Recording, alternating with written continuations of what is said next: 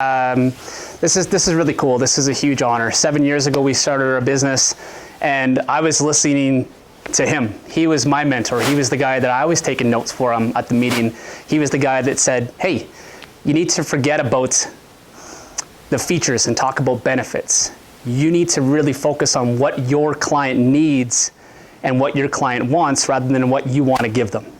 He was the guy that kind of led me in the direction we are today. So very humble.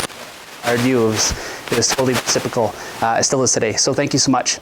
My name is Jack Wheeler. I'm the owner of 360 Fitness, and I'm going to do a quick little presentation on kind of who the heck I am and who the heck we are, and then I'm going to leave it open. Randy and I are going to have an interview. We kind of showed some of the questions, but I have nothing written down. I'm going to go off the cuff with you guys today. So, who the heck am I? So if you guys can see this, I started out small, especially in a small town. I grew up on a ranch and an acreage in Drumheller, Alberta.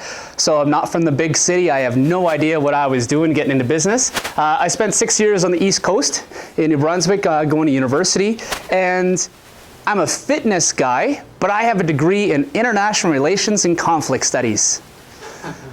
Boom, there you go. But university, it didn't get me to where I am today, but it enabled me to learn on how to get to where I am today.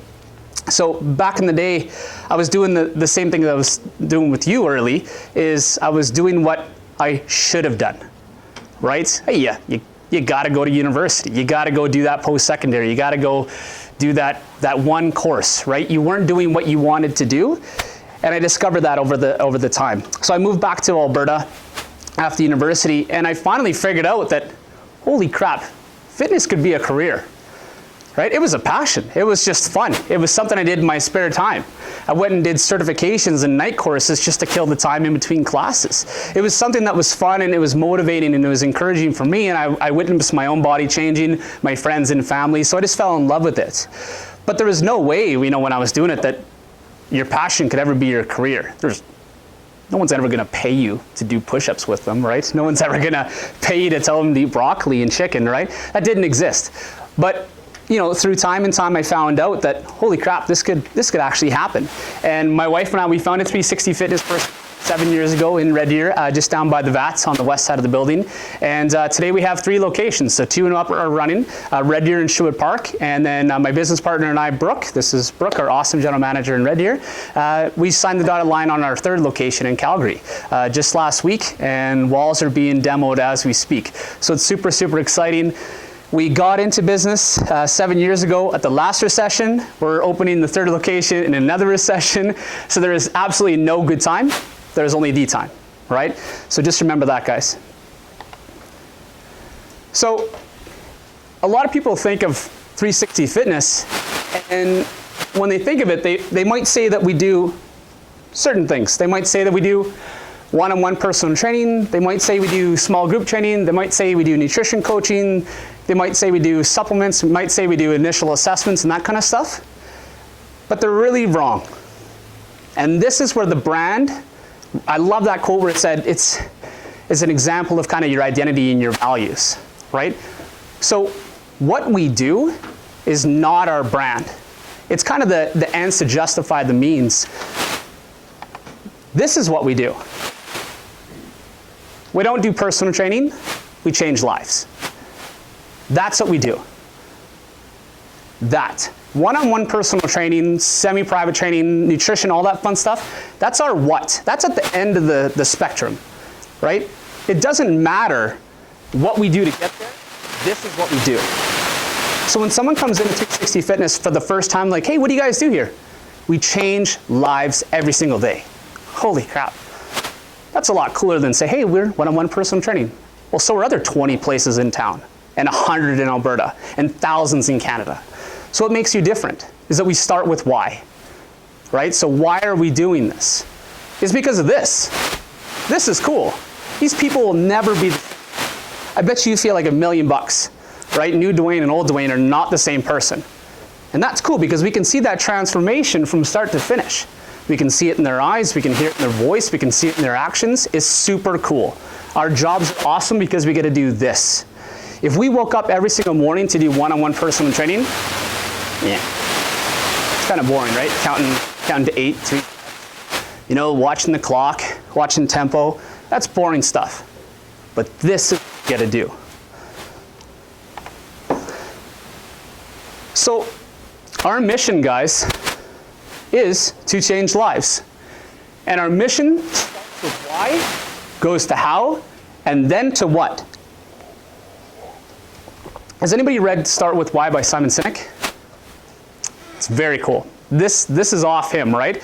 We've been always doing this for the last 7 years, but he put it into a nice little chart and it made sense. It was like, whoa, an eye-opener. But this is how you guys have to think with your brand. This is how you have to think. Your identity is not what you do and what services you offer and what products you offer. It's what your services and products can do for your customer, right? So personal training will change their life. A fitness assessment will change their life, right? Nutrition and coaching will change their life. We can't be competitive, really, in the grand scheme of things on personal training, nutrition coaching, and fitness assessments. Because there's only so much you can, right? So you can have a little micro change here and there, and you can do 30-minute sessions and 60-minute sessions, and you can have heart rate monitors, you can have these fancy strobe lights and cool music and all that fun stuff, but that's just gimmicks. Those are fads, and those are things that are gonna come and go. But the people doing those gimmicks behind a why, that will solidify your business going forward forever, right? You gotta think of all the stuff that's happened in fitness. It changes every 4 years, right? We had Susan Summers doing the leg machine, and then we had Billy Blank, and we had Ty Bo, and then we had crazy military boot camps, and then we had this, and then we had P90X, and then we had that, and then we had this, and then we had that, and then we had this, and companies that went on the latest fad and only focused on their what, I'm pointing up my screen for God's sakes, but only focused on their what, are all gone. They're all gone. Because a new fitness piece of equipment came in, and they're out of business, right? Oh, I only do TRX classes. Well, in 5 years, TRX might be out. You're screwed, right? If they think that a piece of fitness equipment is their business, they're out. They're thinking about the what. But if you start with why, and our why is to help our clients live life to the fullest and enjoy every step along the way, we can use any trend we want. We can change and evolve our business any way we want. We're not tied to a certain gimmick. We're not tied to a certain fad. So the fact that we do one-on-one personal training, that's negligible, really. In 5 years, we might do all small group training. Maybe in 5 years, we do nothing but one-on-one personal training. Maybe we do online coaching. Maybe we do whatever we want, right? Because as things change, we're not tied to the what. The what is just at the very, very end. It is the least important thing. We focus on why we do what we do, how we're gonna do it, and then the what is at the very, very end, okay?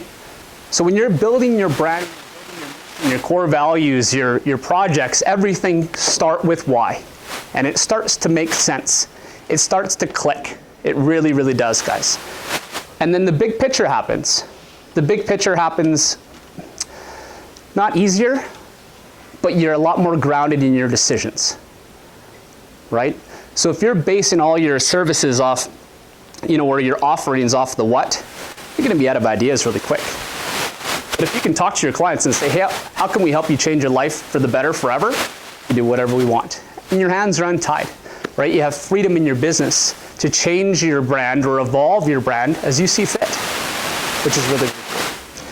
So that's a little bit about us and how we got our brand together and kind of our mission, right? And everything is based off our why. Make sense?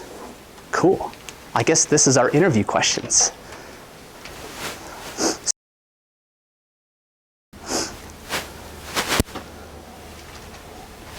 Can I throw up a whiteboard just in case I gotta write notes for people? That's what there's for you. This one's good? It's, yeah, we've got some pens here. Awesome. So you do whatever you want to do there. Okay, cool. Awesome.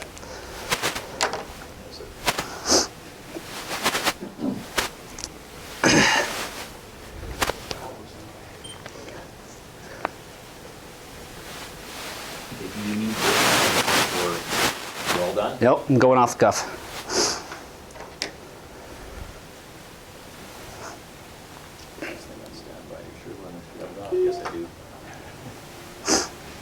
Okay, you want to stand? Yeah, I'll stand. You'll stand. Okay. Yeah, I'm a mover. I'm a blabberer. Okay, right on. I think my voice will carry, so we'll be all right. So what we're going to do today is I am recording this, but we're not going to record any of you, so we didn't get any releases to sign or anything like that. So only the person I had to worry about was what was Jack going to say. And he said, go for it. Rock and so roll. If you're willing to stand, yeah. I'm willing to stand too. Cool. I prefer that. So we prepared, and honestly, it is a little bit of off the cuff here because I have not met Jack prior to him walking through the door here. So this is totally like, cold here.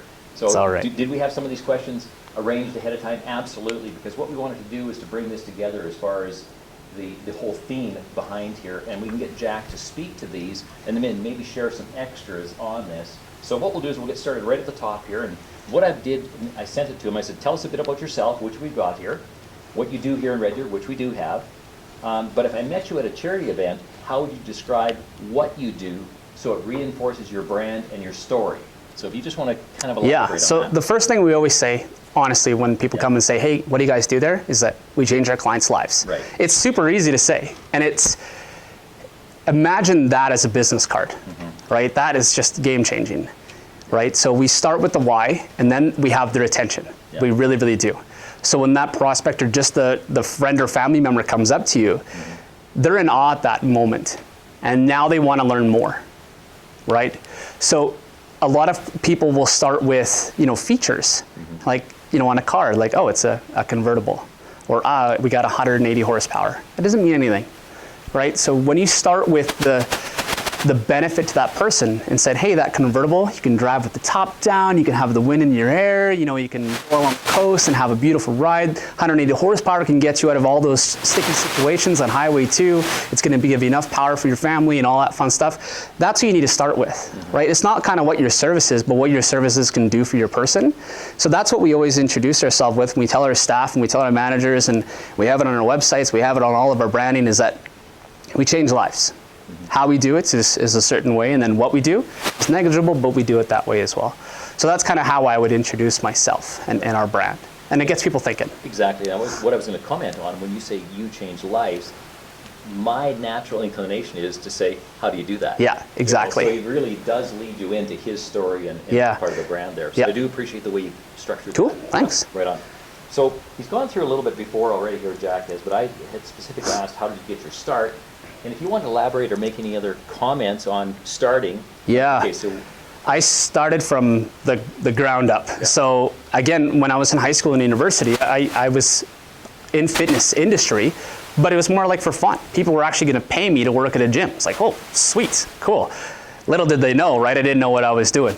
So I started at the very bottom. I was cleaning toilets at a public gym. I was opening the gym at 4 in the morning. I was maintaining fitness equipment, sweeping the floors, making shakes, and I did that all the way through high school and then part-time through university in the summers when I did it. And then when the assistant manager kind of stepped down at the public gym I was at in Moncton, New Brunswick, stepped in the key holder, stepped into assistant manager kind of duties, and then after school I moved out here and then got into supplement sales and part-time personal training. That's when I realized, like, holy crap, you can do big things, right? This is not counting to 8 3 times and worried about how many push-ups a person can do. Is that you can change people's lives forever. And then it's kind of a bummer because, like, in all certifications and courses in post-secondary, the clients that they tell personal trainers they're going to be working with are high-end athletes, right? You're going to be doing speed tests and sprint tests and VO2 max tests on the Red Deer Rebels and the Edmonton Oilers, and we're talking about Olympians here. And then I walk in and I have my first 5 clients and they're all seniors, above 60, maybe 65.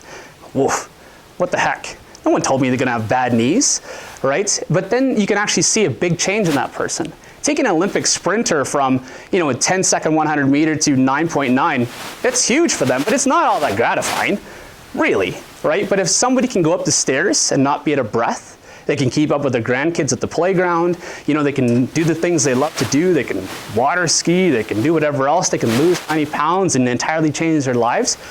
That's an aha moment, right? That's kind of what got us moving. So I started at the very bottom, seeing all how gyms are not supposed to be run, had a lot of experience on what not the heck to do, and then took that and boom, 7 years ago, here we are. So one of the things that we didn't hear yet was who would be some of your early mentors, like when you made that move out of high school and you got into gyms? And Yeah, so there was a lot of, like, academics at the time. They were great for resources for education and stuff like that. Douglas Brooks and Stuart McCann and boring academic guys. Yeah. But people that were like change in the industry were the guys that were focusing client-centric. Okay. They weren't talking about the 900 different ways to do a push-up and talking about scapular depression and all this stupid stuff, right? Because that doesn't mean much to the client. The guys that were out there were like, John Goodman, Brett Kessel, a whole bunch of guys that are, my age Right. now. But they were entering the industry and said, this is flawed. We got to change a whole bunch of things. And then one of the best things we ever did was join local business groups in Red Deer, and part of it. Walk in and you go, holy crap. Then I was 23 and everybody in the room is, has a solidified business, have this and that, and I'm still cleaning toilets at the gym. I'm like, oh God, I got to get it together. So there was a whole bunch of guys, and it was awesome because I joined a group just like this, and that 5-minute Q&A at the end of the meetings was probably my most valuable time because I said, hey, what would you do? Or what have you done? And they didn't know it at the time, but they just helped me prevent so many mistakes, right? That 5 minutes saved me hundreds of thousands of dollars in time and staff and energy just by saying, hey, no. Learn from my mistakes. I've paid for those mistakes 20 times. Move this way. So it was local small business groups like this, and they're a huge part of us now, right? So we're in here, we're in BNI in York, and we're involved in the chamber as much as we can. Groups, and then we're going to Calgary. Brooke is already involved in the BNI in Calgary, so these kind of groups are amazing, really amazing. That's good. Yeah. That's good to hear. So what purpose does the business fulfill for yourself, personally and professionally? Yeah, so I guess personally, it allows me to do what I love. That sounds corny as heck, but as a business owner, it's tough a lot of the days, right? Every business owner and manager and whatever else, half the time you're thinking about, God, I got to get out of this. Or, man, what's our exit strategy? It doesn't matter how profitable you are or how good your business is, you have bad days. And if you are in an industry you don't like, those bad days get worse, and you start to think about them a little bit more often, right? So if I was in an industry that I didn't like, and I didn't have people in my life at work that I had liked and clients that I had liked, those days where the sky's falling in, it might have fallen in. So that's awesome. As a business owner, it doesn't matter whether you put in 20 hours a week at the office, your mind is always on, right? You can't turn it off. You're at work the moment you wake up, and you're still at work until you go to bed, right? Because you don't get paid for thinking about your business, but you should, right? And kind of proactive thoughts. And that's what it fulfills me personally, is I actually get to do what I love. And the bad days aren't as bad as they could be.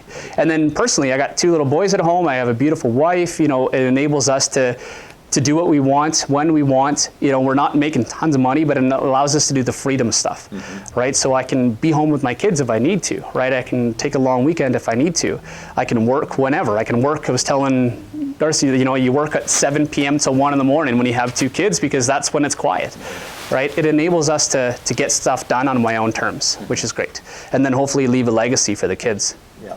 That's our goal. Totally see that. So how have your thoughts and your actions changed since you started the business? Oh God. Every day. Every day. Yeah. And even you look like last month and you're like, what are you doing, you idiots, right? Or it changes every day. Honestly, there's not kind of one aha moment that we totally went from left to right or right to left. You kind of do a path like this, and then hopefully every now and then you go up a little bit. But there is no one big game-changing thing. We've made 10 times more mistakes than our successes. But you just make those 10 lessons and then put them into one thing, and all you have to do is be right once. And we've been right a couple times, which is fortunate for us. Now, the one thing that you did mention in the introduction here was, how do you see 360 Fitness? How does it bridge or fill a gap in the market? Yeah. We talked about it here before. Yeah, so our position in the fitness market is very rare. So we're considered a niche market within a niche market. So it's kind of weird, but our clients at 360 Fitness, they've failed at everything else. So we're never the first step for our clients. We're never kind of the bridge into their fitness journey. We're never really kind of the trial. We're never the kick of the can.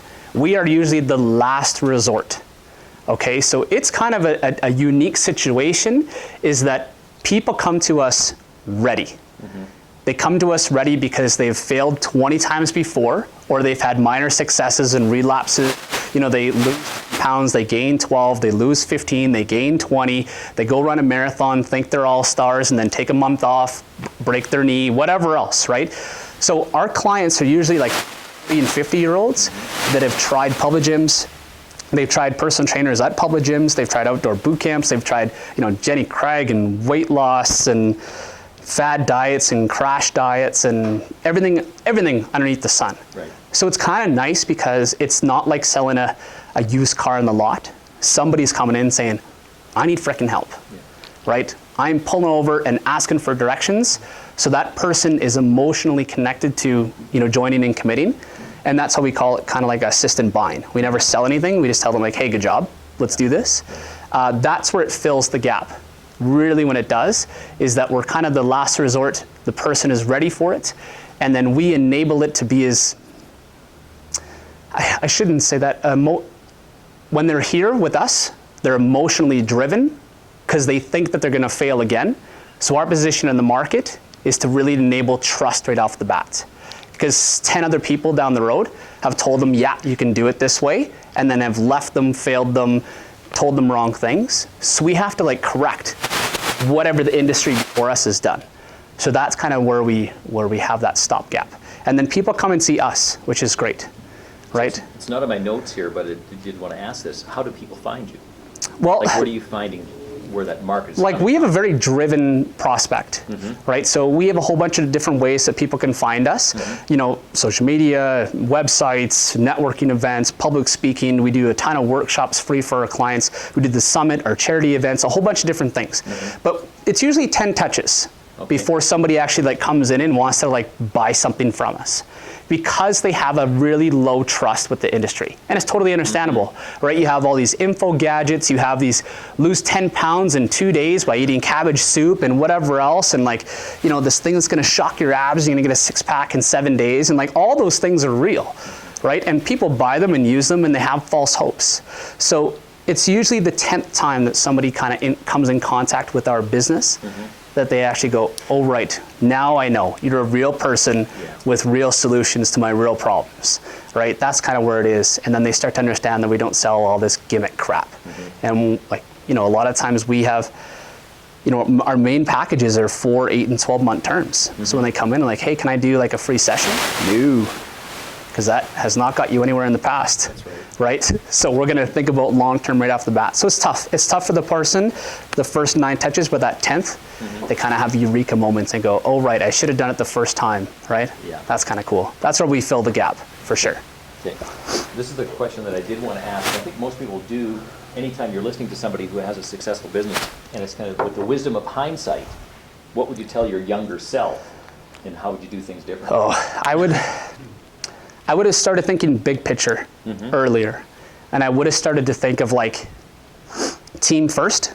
There was a lot of times when we were first opening our business, especially the first couple of years, where delegation meant I was failing, right? If I couldn't do everything, I sucked. But then I realized that I sucked at doing a whole bunch of little things. So yeah, you know, I was scrubbing toilets, I was opening the gym, I was rocking the front desk, I had 10 hours of clients, then I'd get back to emails and phone calls and do sales tours and clean the gym again, and then close up, slept at the gym, woke up at 6 a.m., do the same thing over again.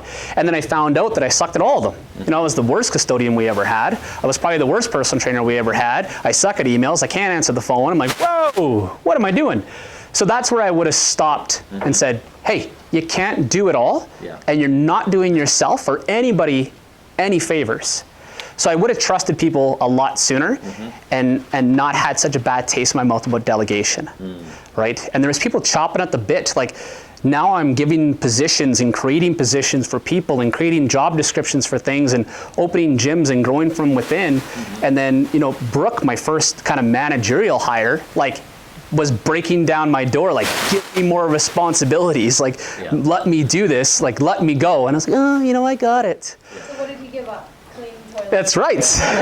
That's right. Yeah. But it was one of those things where, like, I just felt that, you know, no, you're a personal trainer, That's what you are. And I was thinking about their job role and not the person that was fulfilling it. So I was kind of thinking systems only and not people and systems. So that's where I would go back. Is like, think big picture, think people and systems together as one. Yeah. You alluded to it a little bit in the introduction there, but what's working really well right now? Yeah. What's working now? Yeah, so like for 90% of our sales, when I mean a sale, like somebody coming in for our full-time memberships or any of our programs are coming on long-term commitment packages, right? So because we tell them like, hey, you need this long-term. You really, really do. You're not gonna, lose that 90 pounds. You're not going to, fix that knee. You're not gonna keep up to your kids in a week, right? It just isn't. That's where 90% of our sales, we get them in for a free consultation. We talk about their goals. We talk about, who they are and where they want to be and who they want to become, right? And then we align a package that's best for them. That's awesome. That's how we really want to drive our business, and all of our efforts are towards that free consultation. But in an economy like this, trust is like, right? And commitment is at an all-time low. But we still know we can help people, and we can still prove to them that we're different.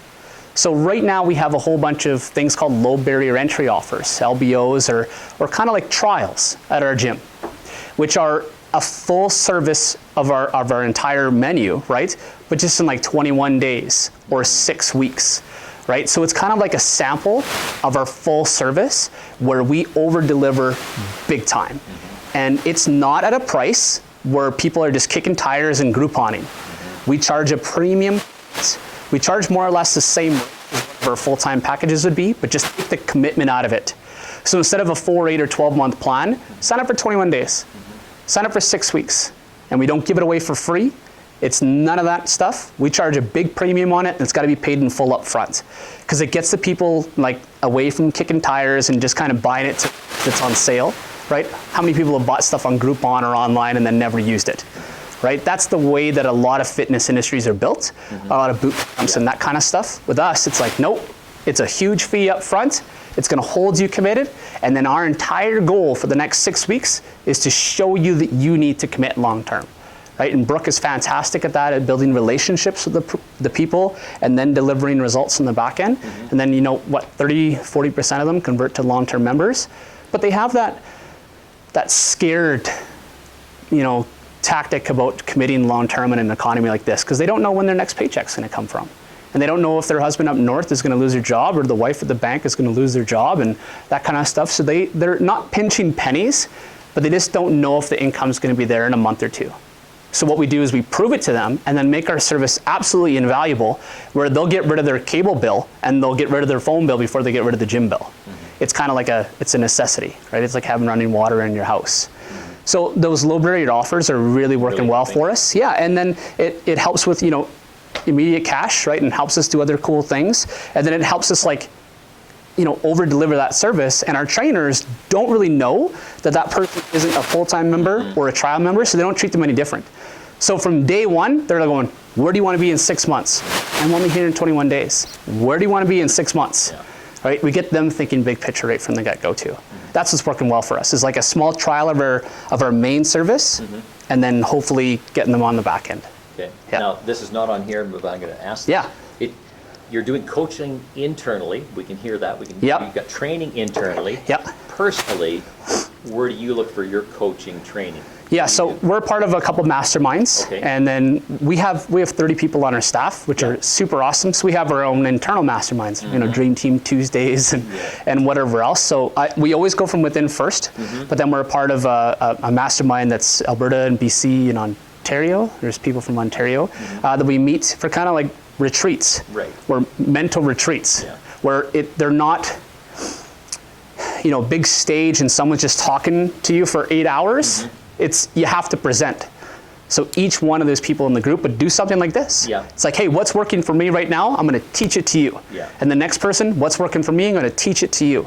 And then we kind of learn that way rather than just taking notes and hopefully you remember 1 in 20 things, where you take action that day. So being a part of these kind of groups is our mastermind. But we've spent, I don't know, $40,000, $50,000 on kind of internal coaching, because coaches need coaches. Yep. We absolutely do, right? Brooke has her Monday meetings, I have my Friday meetings, and we have to be accountable to a bigger picture, We absolutely do. So how many masterminds would you attend yourself personally or with these organizations in a year?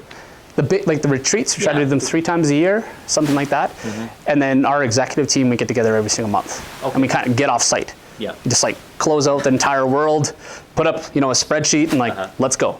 Right? And we rip apart our business. We yell and scream at each other, and we yell and scream at the business, and we love the business when we start, and we hate the business at lunch, and we love the business at the end. And we really get we flesh it out. Yeah. And Brooke always makes us everybody get on, hug. Yeah. Right? It's because at the end, and we have respect for our business partners and respect for our entire crew. So when we say, hey, speak up, we mean it. It's not speak up if you only believe what I believe. Right? It's speak up. We tear the business down. One of our business partners is an actual client at our gym too, so it's super cool. We get a different perspective, right? We get a perspective of, hey, the washrooms need to be better. Yeah. Well, where the heck would you put that in your business plan? Yeah. Right? Hey, we need better shampoo. That's a game changer for us. Really? We're talking about, having all these cool new features and stuff. He's like, no, just clean the washrooms. Oh, right. It kind of makes you sit back and realize what's important to your customer, not what's important to you, right? That's really cool. But as often as we can, probably 6 to 8 times a year. Okay, We do those that's big often. yeah, and that's a full day. Yeah. That's a full day, and on the retreats, 2 full days. 2 full days? Yeah, so when we're talking hours, we're not talking 15-minute little Friday lunches. Yeah. We're big time. Yeah. Because you need time to rip apart, but then not just identify the problems, but identify solutions and take action on them. And then take them with you. Yeah, because a lot of times you only have time to talk about what's wrong. Yeah. Right? You go, hey, what's wrong? Blah, blah, blah, blah, blah, blah, blah. And then the buzzer goes off and you have to go back to work. Now you hate yourself, you hate your business partners, the business sucks, you only know the problems, and then everybody's going in different directions and scatter. So that's how we frame it. And even if there's just 3 of us, Right. Brooke makes an agenda. On the top. Yeah. Which is good. Okay. So we have to do the solutions. We have to. One last thing before we get to a Q&A here. Yeah. And so you talked about it before, looking into the future and the legacy you want to leave behind. Can you kind of share personally and professionally where you want to be at? Yeah, so we want to keep growing, but it's not growing just for the sake of growing. And this is a lesson we learned this year. Okay. And a lesson that we've been slowly learning the last couple of years is that we've always had this pressure to grow, because we have this mantra at our gym is that we only grow from within. That's it. Every single one of our staff members, mid-level management, owners, whatever else, they start at the very bottom. Okay. So we really have a glass ceiling, we have 3 levels at each location, and they can only go so far. So we kind of had that mantra of hey, we got to open up more locations and do this and do this. But then when we were thinking about it, we're like, wait a minute, we're just growing to grow. That's it. We had this big mission 5 years ago, but things have changed, and it's okay to change, right? So our growth has slowed, but our management within the things that we have is at an all-time high. It's awesome, right? It really is. So our legacy is to give our personal trainers room to expand, but also to give them room to expand and not have the doors closed on them in 90 days. Right? So the average turnover in the personal training industry is about 6 months. Okay. And then at one job is 6 months, and then the entire industry, and they'll never come back, is 18 months. So it's short. Absolutely, Yeah. right? So usually because the personal training industry is very cutthroat, it is very competitive, it is not well paying, there's no benefits, there's no set hours, you're working 12, 15, 16 hours a day in split shifts, you're a commission-based salesperson, so the government and banks hate you. There's a whole bunch of certain things that we totally changed. And our main goal was okay, we need to fix this. So ours is people are staying with us 2, 3, 4, 5, 6 years, just with us, not even in the industry. We pay salary, we have regular 9-hour days, we have benefits, we have paid vacation, we have a human being kind of model. Yeah. And that's what we want to change, is that we get a lot of weird looks at interviews. Brooke does all of her interviews and stuff, when she goes, okay, this is what we're going to offer. They kind of laugh and almost walk out. They think that it's some fairy tale. That's what we want to do. We kind of want to change the industry from the ground up. Yeah. And I know that we can't change our clients' lives until we change our staff's lives. Yeah. Right? It really comes from them. If you have an unhappy staff member, you'll have an unhappy customer. It is not that way. So we want to keep growing, but solidify our growth, not just kind of like open locations left, right, and center, and then in 10 years we're gone. Right. Yeah, that's a legacy. Yeah, That's so you're here long term is what you're saying. big time. And we're thinking, big picture. Yeah. Big picture. It's not like 1 or 2 years down the road. We're like, what do we want to do in 10 years? Right? And we all had a meeting. Like, really, what do we all want personally for the next 10 years? Because maybe Brooke wants to go this way and I want to go this way. Yeah. And in the end, we're fighting in the middle and not getting anywhere. So that's kind of what we want to do. Yeah. And it's all right having like short-term goals. Oh, absolutely. Right? Absolutely. And then it's all right having those long-term goals that change entirely, right? Heck, when we started the business, my wife and I, we just thought it was going to be me and her and an admin and maybe 40 clients and just have a relaxing day. No, things have changed, right? So you don't look back and say it was a regret. Right. Like you got to kind of be constantly evolving and tear your business down every single week or every single month or whatever your schedule is and build it back up. Yeah. That's kind of where we are. That's the legacy we're trying to build, and we're doing a pretty good job. I think you're doing a great job. Thanks. That's a great job. So anyways, I don't know how long we've got you here for, but I would like to be able to have some questions. If there are any questions specifically, I know Dwayne probably has something as well that he wants to add, but is there anybody that wants to ask specific questions, do it now. So if you want to, if we left anything out, can you just say something else? So yeah, totally. And then I have my cards up at the front, guys. If you have something that comes up during the day or over the weekend, call me, email me. I'm glad to help. Absolutely glad to help. Roy? Yeah, please. Could you expand for some of the small businesses here in a universal kind of global sense of when you say start big picture, what does that look like in not just in the fitness, but if we translated that into any small business? Yeah, so we map it out. We really, really do a map out and an organizational chart. So what would you do if you were to show me, and I'm sitting here to chair, what would you show us? Brooke, what's that acronym that you always use? MTOs? Awesome, cool, okay.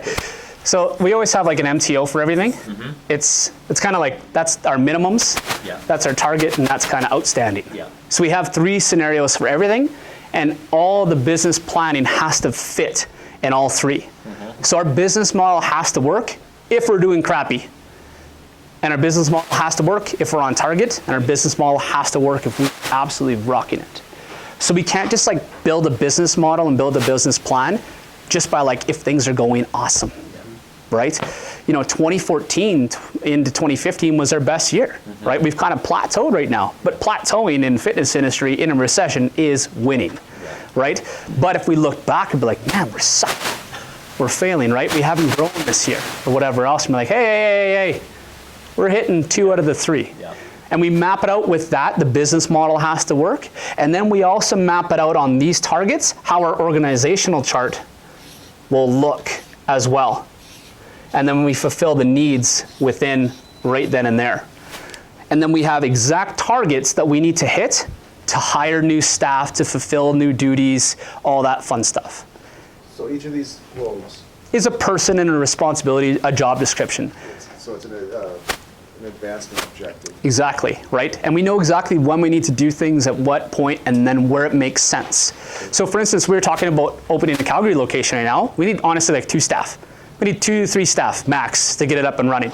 And then 2 of those staff, probably for the first 80 days, will do this, right? But they're gonna be answering questions, they're gonna be answering the phone, they're gonna be a presence at the business. Where in reality, we, at the very end of our O's right here, and there's our O's, but we maybe are at 500 clients and 25 staff. But we know exactly when to hire the next person, and then we know exactly when to create maybe a supervisory role, all that fun stuff. So map it out big picture, so it's clear to you when you can take action on stuff. It's kind of like a budget, but for a business plan that has nothing to do with finances. It's like, hey, this is where our target is for our amount of clients that we have. This is when we need to hire this staff. Not before, not after, take action, right? So we're always trying to be as proactive as possible and not reactive. Really, that's it. And then all of this, matches your marketing calendar, matches your budget, matches your debt payment score, all that fun stuff. So think big picture, and then think, can we absolutely make it if all of our minimums are hit?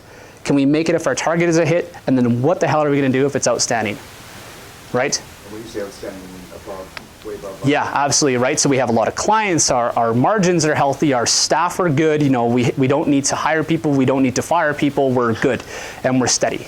and then build it around that. So when you do get into those positions, you know exactly what to do, right? So, you know, if you came into a chunk of change or you came into more staff, you're like, sweet, we have a plan on how to utilize these people. Like we have plan Bs for every single thing we do in the business. So as soon as we have that staff member, we know exactly what their role is going to be, how to train them up, and then what the responsibilities and what the outcome is going to be about them. And so with an outstanding, you're saying that the plan B normally in business is actually when things fail. Yeah, our plan B is like if we're doing good. So that you're, Yeah. so you're not blowing the extras. Yeah, and you see a lot of people, they'll come into a lot of money, or they'll come into this, or you know, they get refinancing on their loan and they have five grand extra a month to play with. Well, we have a strategy that if that $5,000 happens, we know exactly what to do with it. So it's not one of those things where you feel good about, you know, having a good cash in the bank. You know, we try to stay as lean as possible.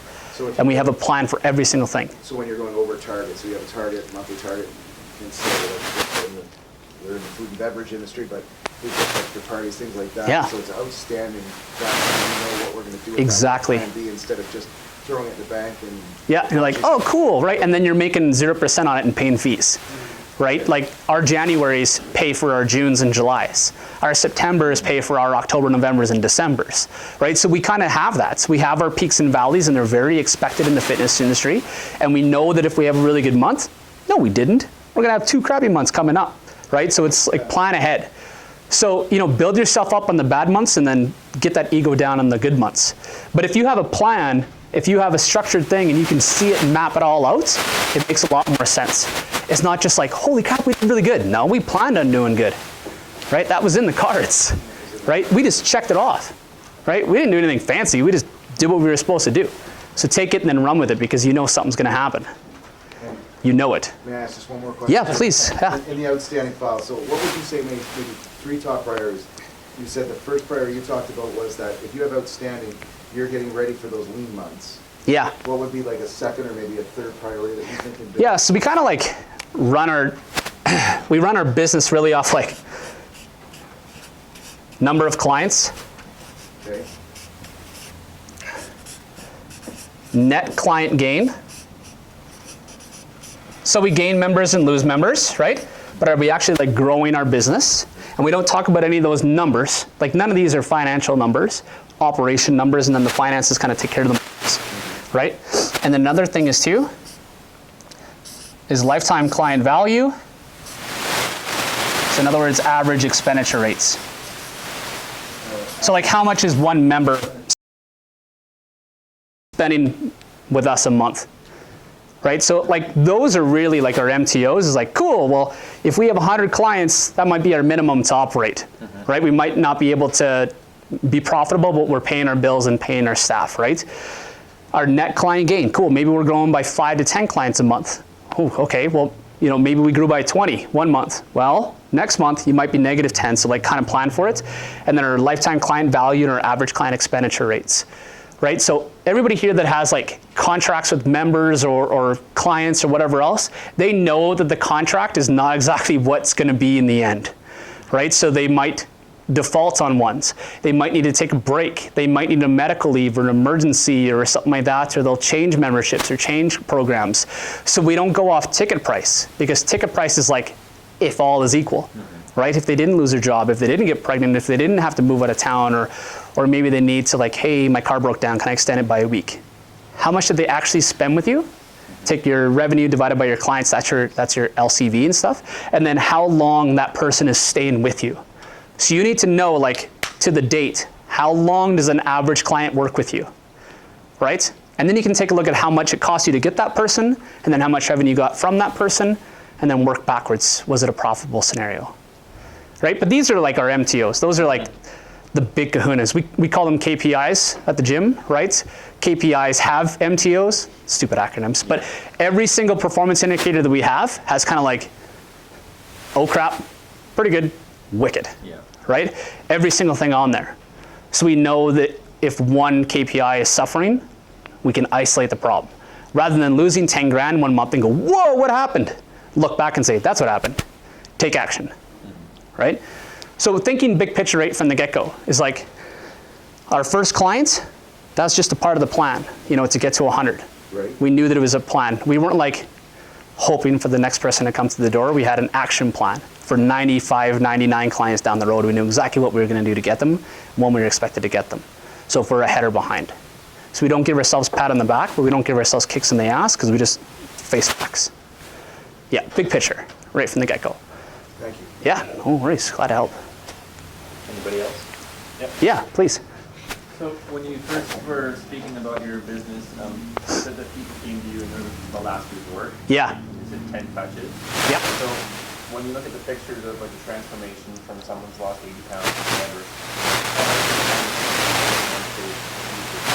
So they're constantly. We reevaluate and reassess every single month, and that's super important, right? So we're not kind of like an end result fitness place. People don't come to us to run a marathon and then leave. They come to us to run a marathon and then run that marathon better, and then run that marathon in Hawaii, and then run that marathon as part of a team, and then they want to compete, right? So that person wants to lose 20 pounds, and then they want to lose another 20, right? Now they actually want to run a 5K because their knees don't hurt. So our trainers are not training really, they're coaches. They're coaches that use personal training as a tool. So you're basically inspiring. Constantly. And then we push them. Like if our clients are comfortable, we're not doing our job, right? So if our clients are lackadaisical and just kind of like, yeah, I'm coming here to maintain, whoa, red flag. Yeah. Like red flag. No one's ever got anywhere with maintenance. Like you need to set short-term goals. And then we praise the heck out of them, and then we, don't give them consequences, but we say, hey, this is real. This is absolute real stuff. You're paying me to get nowhere, and we face facts. And the cool thing about having our training staff on salary is like we all work together, and they're not competing against each other in our studios. Everybody's an employee, they all work together. So that one person has like 17 people to bank on, and 17 people like constantly harassing them like, hey, what's going on? How you doing? Where can we go from here? So if you're kind of thinking just short-term goals, every goal we set, like we have another one next. It's kind of like the MTOs for our clients. We say, this is what's going to happen. Cool. What are we going to do if this happens? Cool. What are we going to do if this happens? And it keeps them really driven.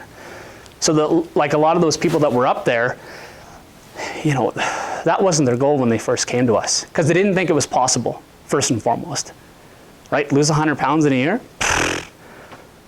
Eating 2,000 calories a day and only working out 3 times a week and having a human life? No way, right? But you prove it to them slowly and you kind of break that outer shell. So just constantly reevaluating with your clients and really coaching them to their goals and not just giving them like a spreadsheet, like holding their ass accountable, right? Yeah, that's what we do. Yeah, it's no secret sauce. Just stay on them. Yeah. Yeah. No secret sauce. There isn't, yeah. And our personal training is personal training. Like there's only so many things you can do. You got gym equipment, you got a floor, and you got 30 minutes, right? And then our programs with our clients are 95% not the programs they do that day. Like you can have a plan, and that person comes in and like, my kid was up all night throwing up. Well, we're not doing a sprint test today, right? So it's like you have this foundation with somebody, and you don't wing it, but you just adjust and you roll with it.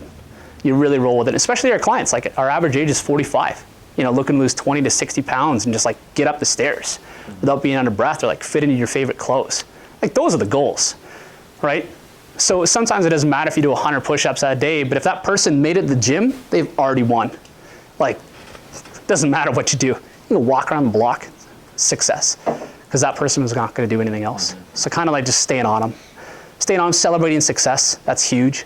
We have a Facebook group for just our members, and they coordinate with each other. They celebrate successes. Our trainers can give shout outs. Like it's a nice little community, right? So definitely suggest that for all businesses. Doesn't matter what it is. Doesn't matter whether you're laying concrete or selling fitness. Build that community from within. Yeah. Just having more people on their team, right? Because they've been alone on this fitness journey forever. And now all of a sudden they have 17 trainers and 500 other members that know them by name and patting them on the back like, whew, that's your why. That's your USP, right? You don't need a heart rate monitor to sell that, right? And a fancy screen with a color. It's like, no, garbage. Does that answer your question? Oh, yeah. I kind of went this way, but good. Sorry, I'm a blabber. Anything else you can think of, Dwayne, here? Is there any other questions? Otherwise, I got Yeah. Yeah, fire. one thing that I've been observing that was listening, I've heard Jack's story off and on at different times and at different levels. And remember, your story's not just always being told in person. Sometimes it's your Facebook, sometimes it is your advertising, right? But when you get to hear it in person, this is the long version that I'll talk about later and stuff like that. This is really powerful because Jack was asked many different questions and then talked about a bunch of different things about his business that didn't specifically talk about brand or story or even advertising. He started talking about MTO and data and stuff where I'm going, that's over my head.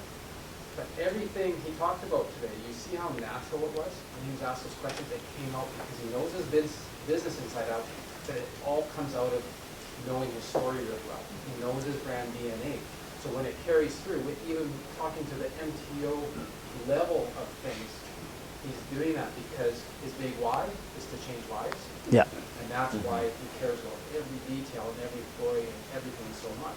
That's what I'm seeing, that's what I'm hearing. Thank you. I really appreciate that. So hopefully someday for yourselves, if you're not already there as well too, your story just keeps coming out no matter what the topic is. There's always this underlying foundation that just keeps coming out. It's a natural. So that's Thanks. a neat observation. Thanks. Yeah, excites me to become better that way. Good. Right on. Anything else you want to add? No, And, just keep well, going. Like, right on. Well, it's I want keep to say going. thank you very much, Jack. Hey, thanks, Eddie. For dropping in here. Thanks. And being with us here, and spending about an hour and a half with us. I And blabbed. I'd like to definitely hook up with you later on. So Yeah. I just want to thank you, and we'll get wrapped up for lunch. Awesome. Thanks, guys. Have fun today. Okay, so we do have lunch over there. Yeah, so lunch is here. Give us a few minutes to kind of